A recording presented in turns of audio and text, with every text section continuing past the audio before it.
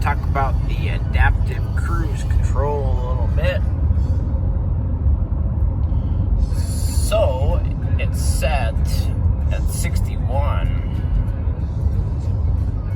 and there's a car in front of me, and it sees it. You can tell because the car is filled in. It's also set to the nearest proximity. So it's keeping about 2, maybe 3 car lengths is all.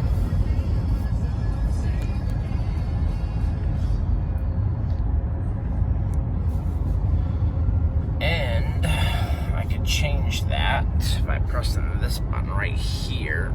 And you can watch the car. It'll get further. There's the furthest. There's the second furthest. There's the third. So that'll give us about 5 car lengths right there. So the cruise is set at 61, and it's just watching that car in front of us. It hit the brakes a little bit there.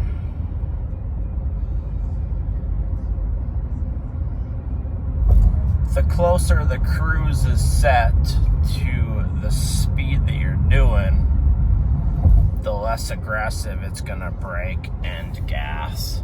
So right now we're only doing 48, so I'll bring that down to about 52, and then it'll brake and gas a lot less now. You can see outside we're just cruising along, and now it's doing a lot better.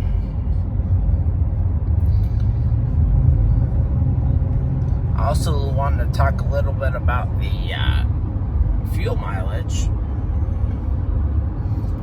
Fuel mileage on this trip is pretty good. We're at 26.6, and that's with the Econ mode on right there. So I wanted to talk a little bit about this trip computer. It's actually pretty neat. Every time you restart the car, it resets that current trip to 0. So you can see I'm at 26.8. I've probably only driven about 10 miles or something. So not too far. I do have a little bit of a tailwind right now. That's helping it out. You can see the last drive was at 25.5. So pretty good mileage with the Econ mode on. If you can keep it under 70, this thing will probably get over 25 miles to the gallon pretty easy. Let's look at this trip computer because it's been a little different. Yeah, so this one says 22.2. If I had to guess, that's probably maybe on the tank, or maybe per 400 miles. I haven't looked into that, but it's definitely saying different than this one, which is interesting. Anyways, a little bit of fuel mileage update and a little bit on the adaptive cruise control. I got a car in front of me. It's set at 68. You can see it's recognizing the car because it's all filled in right there. The car is filled in white. If it didn't recognize a car, it would I'll switch lanes. It'll go back to white. See how it went to white? So it knows that there's not a car in front of it. So I'll kick it up to 70 for the cruise, and it does a pretty good job, especially if your cruise is set to about what the same car or the car is doing in front of you. So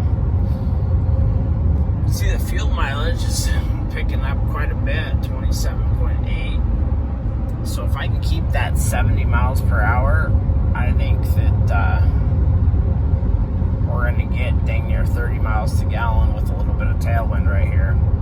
You can see the lane keep assist is working as well. It's just tugging on the steering wheel back and forth just to try to keep it centered in that lane. I'll switch lanes here. Accidentally hit one of the paddle shifters. You saw it go to drive 7 or whatever it did. But anyways, a little bit of updates on the adaptive cruise control and the trip computer. That trip computer is actually really nice. Works really well. The Silverado hasn't. It doesn't quite have as many trip features as the head unit does here. I know it's hard to see because of that stupid sun, but we're at 28 miles to the gallon. That's pretty awesome. See, the last trip was only 25.5. We did have a headwind for that 20 miles, so turned around, got the tailwind.